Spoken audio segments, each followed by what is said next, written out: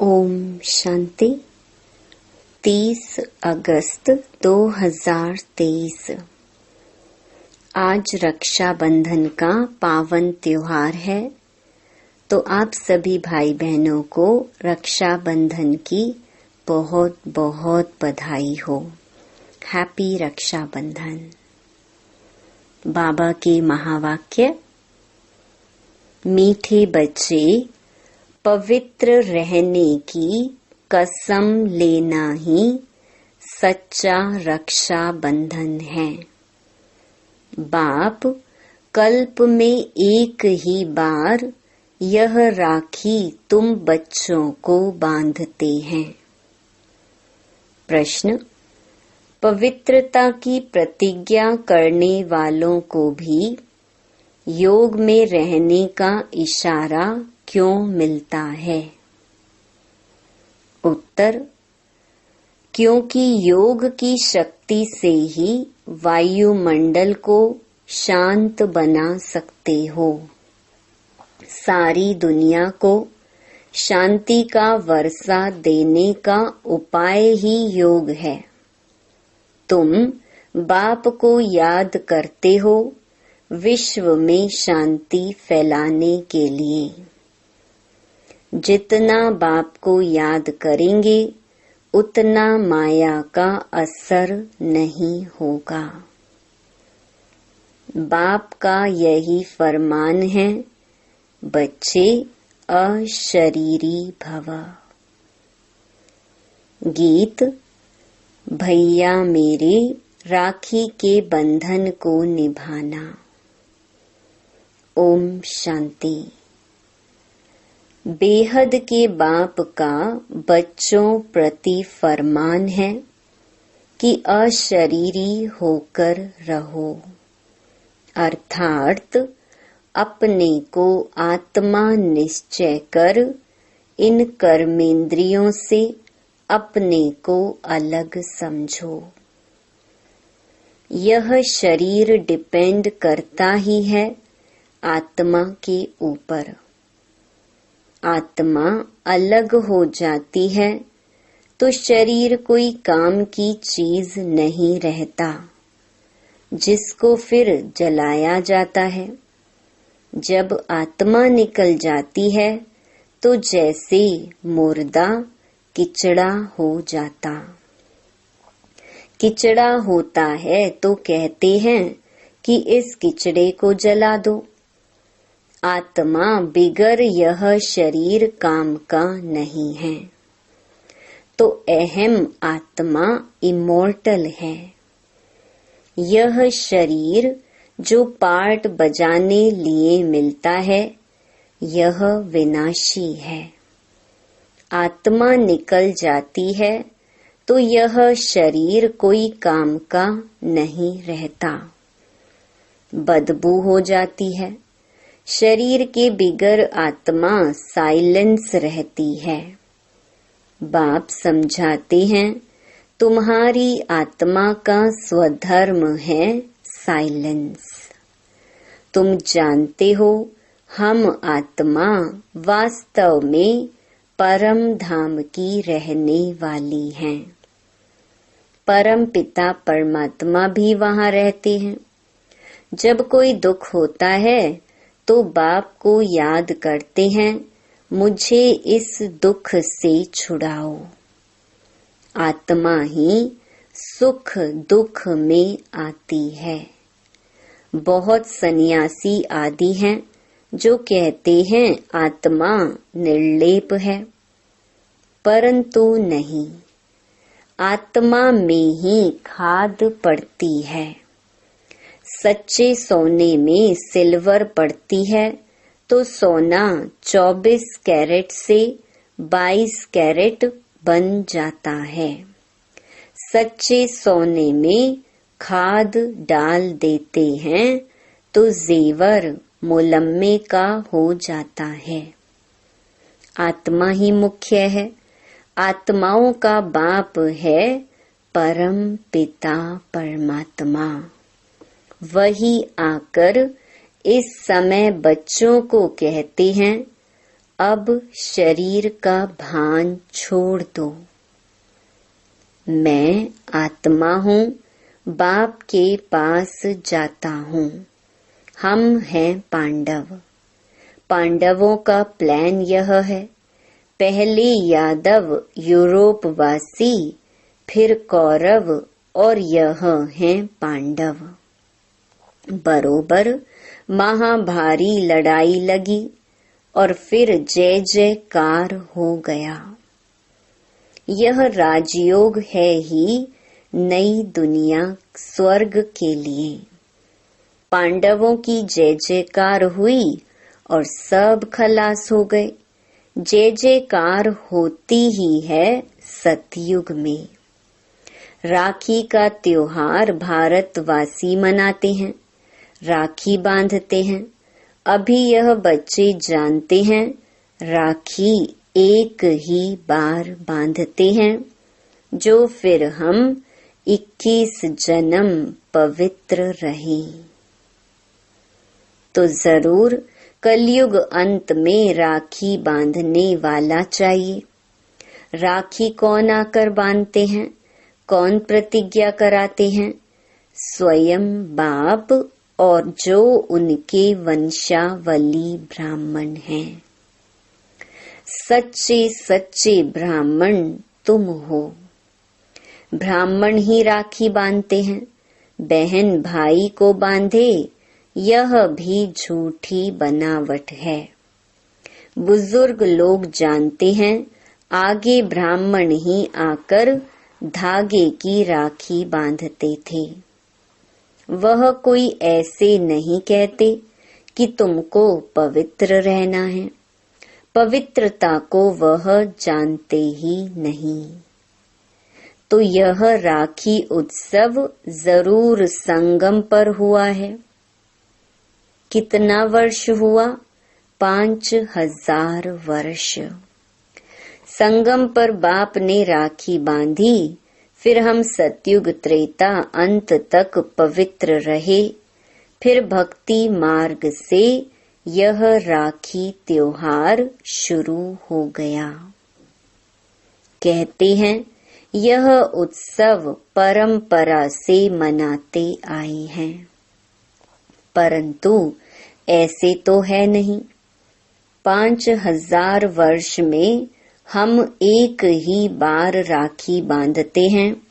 जब द्वापर से पतित बनते हैं तो वर्ष वर्ष राखी बांधते हैं, क्योंकि अपवित्र बनते हैं। जैसे वर्ष वर्ष रावण को भी जलाते हैं, वैसे वर्ष वर्ष राखी भी बांधते हैं। वास्तव में इनका अर्थ तुम समझते हो। बाप आकर कहते हैं, बच्चे प्रतिज्ञा करो। राखी बांधने से कुछ नहीं होता है। यह तो कसम उठाया जाता है कि बाबा हम सभी पवित्र रहेंगे। तो ड्रामा में इन उत्सवों की नोंद है। सतयुग त्रेता में राखी बांधने की दरकार नहीं रहती। वह है ही वाइसलेस वर्ल्ड।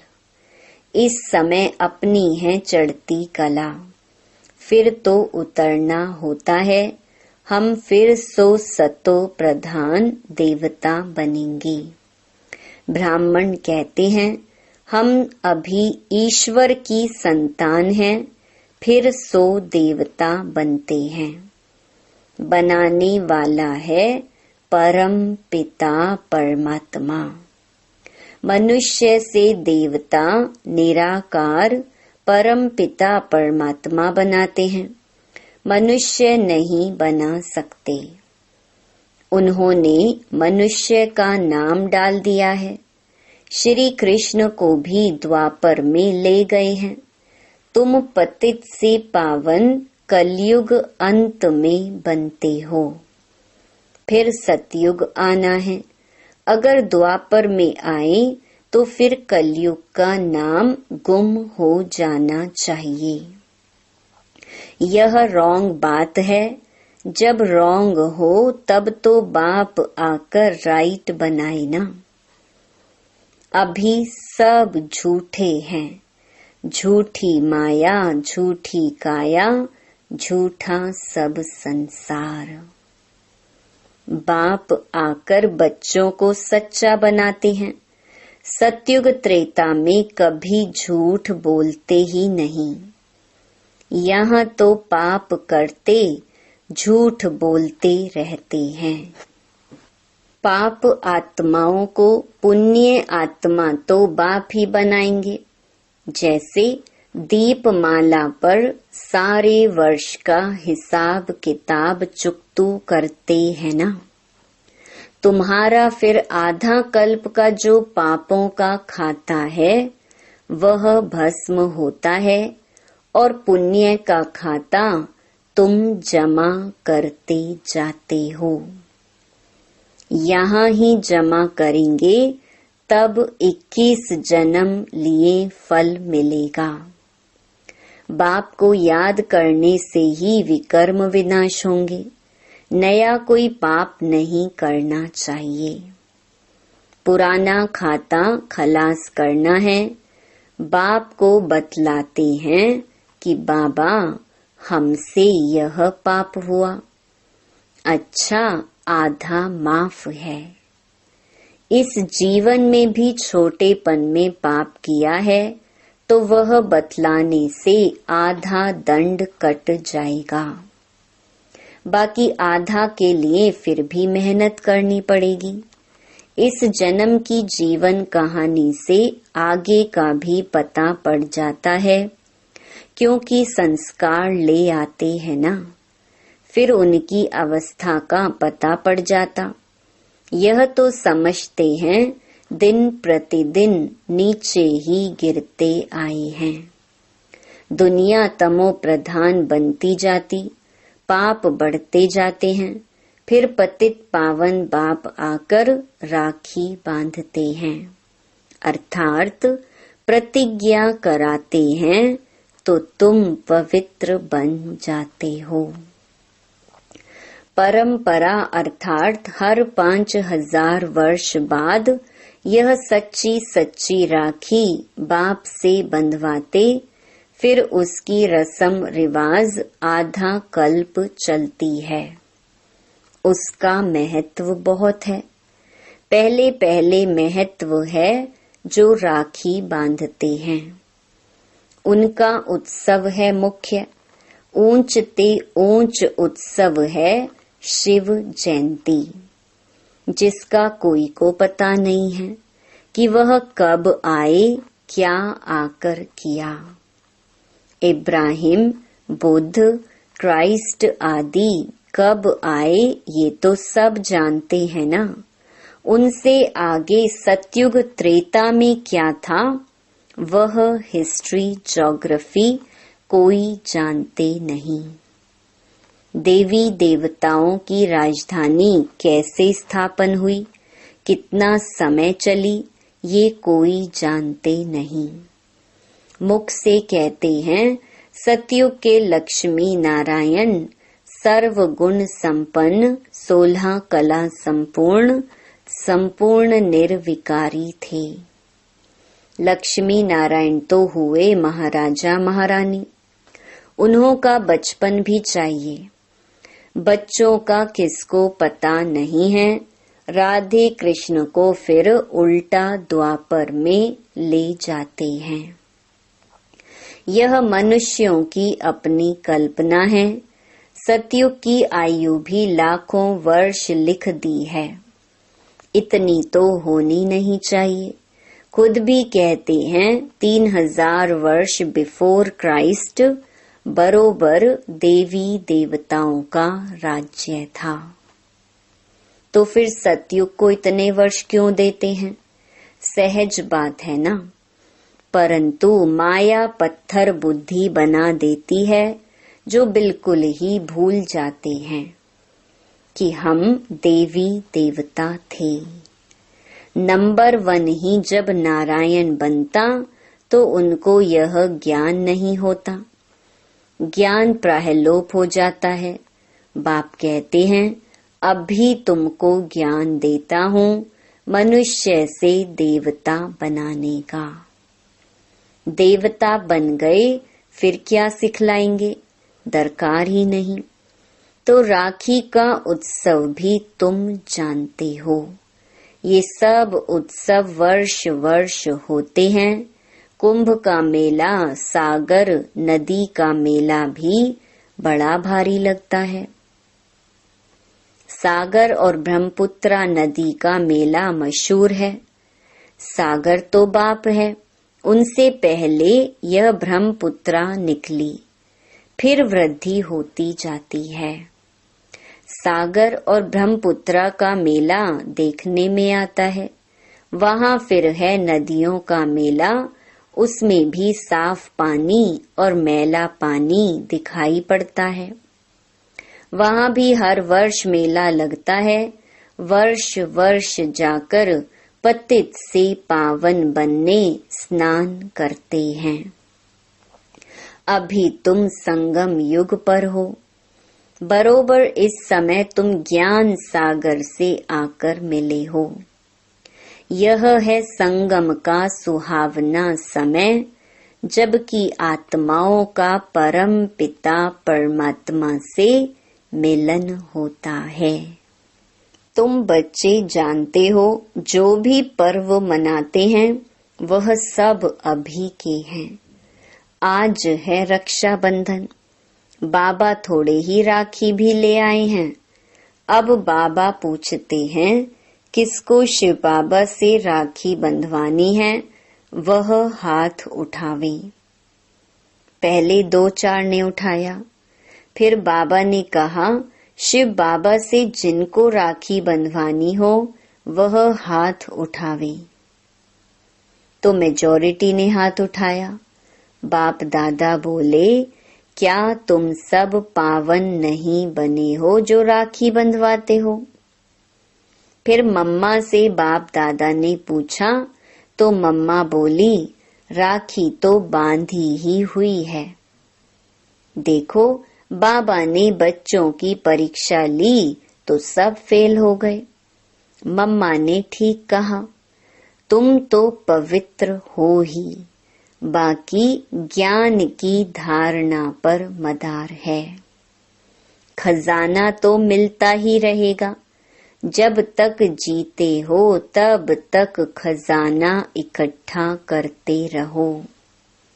पवित्रता की प्रतिज्ञा की जाती है। बाप को याद करते हो शांति फैलाने लिए। यह भी तुम जानते हो, जितना बाप को याद करेंगे माया का असर नहीं होगा।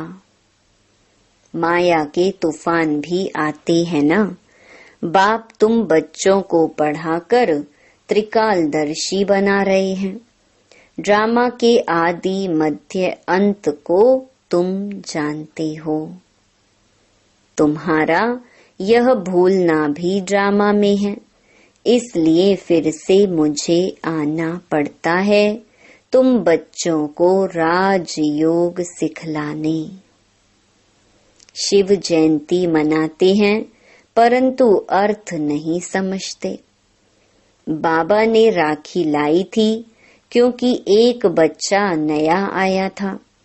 यह पान का बीड़ा उठाना होता है। बाबा, हम राखी बंधवाते हैं। हम पवित्र बन क्यों नहीं बेहद के बाप से वर्षा लेंगे, क्योंकि इसमें पवित्रता है फर्स्ट। बेहद का बाप कहते हैं, आधा कल्प तुमने विषय गटर में बहुत गोते खाए हैं। यह है ही कुंभी पाक नरक। 63 जन्म गोते खाए हैं। अब प्रतिज्ञा करो, बाबा हम भी पवित्र दुनिया में चल सुख का वर्षा लूंगा। परंतु हिम्मत नहीं देखते हैं। यह है ज्ञान मान सरोवर। इसमें ज्ञान स्नान करने से मनुष्य स्वर्ग की परी बन जाते हैं। भारतवासी लक्ष्मी नारायण आदि के मंदिर बनाते हैं, परंतु उनको पता थोड़े ही है कि वह कब आए थे। तो यह हुई अंधश्रद्धा। तुम बच्चों को अब बाप ने आप समान मास्टर ज्ञान सागर बनाया है। जैसे बैरिस्टर पढ़कर आप समान बनाते हैं, फिर नंबरवार पुरुषार्थ अनुसार पास होते हैं। यह भी पढ़ाई है। एम ऑब्जेक्ट क्लियर लिखा हुआ है। शिव बाबा का भी चित्र है, परंतु समझते कुछ नहीं है। गाते हैं पतित पावन सीताराम। यह है ही रावण संप्रदाय, इसलिए बाप कहते हैं अपनी शक्ल देखो, 16 कला संपूर्ण, संपूर्ण निर्विकारी हो। अपने को आत्मा निश्चय करते हो। तुम्हारी आत्मा का बाप कौन है? उनको नहीं जानते तो तुम नास्तिक ठहरे। फिर नास्तिक लक्ष्मी को कैसे वरेंगे? तुम जानते हो बरोबर हम बंदर संप्रदाय थे। अब हम श्री नारायण को वरने लायक बनते हैं। बाप कहते हैं मैं तुमको माया रावण के राज्य से लिबरेट करने आया हूँ। फिर रावण का बुत कभी जलाएंगे ही नहीं। यह समझने की बातें हैं। जितना पुरुषार्थ करेंगे उतना अच्छा वर्षा पाएंगे। बाबा बता सकते हैं तुम इस समय के पुरुषार्थ अनुसार क्या बनेंगे। आजकल मनुष्यों की मौत तो बड़ी चीप सस्ती है। वहां तो समय पर आयु पूरी हुई, झट मालूम पड़ेगा हमको यह चोला छोड़ दूसरा नया लेना है। नई नई आत्माएं आती हैं तो पहले पहले उन्हों की महिमा होती है, फिर कम हो जाती है। सतो रजो तमो से हरेक को पास करना पड़ता है। बाबा आकर सतो प्रधान बनाते हैं। ये भी वंडर है। इतनी करोड़ आत्माओं को अपना अविनाशी पार्ट मिला हुआ है जो कभी विनाश नहीं हो सकता। आत्मा इतनी छोटी सी बिंदी है, उनमें सारा अविनाशी पार्ट भरा हुआ है। इसको कुदरत कहा जाता है। नया कोई इन बातों को समझ ना सके। बड़ी गुहिया बातें हैं। शिव का रूप तो यही दिखाते हैं ना। अगर हम इनका रूप बदला दें तो कहें इनकी तो दुनिया से न्यारी बातें हैं। नई दुनिया के लिए नई बातें अभी तुम सुनते हो, फिर कल्प बाद भी तुम ही आकर सुनेंगे। तो पतित पावन बाप ने प्रतिज्ञा कराई थी। जिन्होंने यह प्रतिज्ञा की वही स्वर्ग के मालिक बने। इसलिए यह त्योहार मनाया जाता है। सच्चे सच्चे ब्राह्मण तुम हो।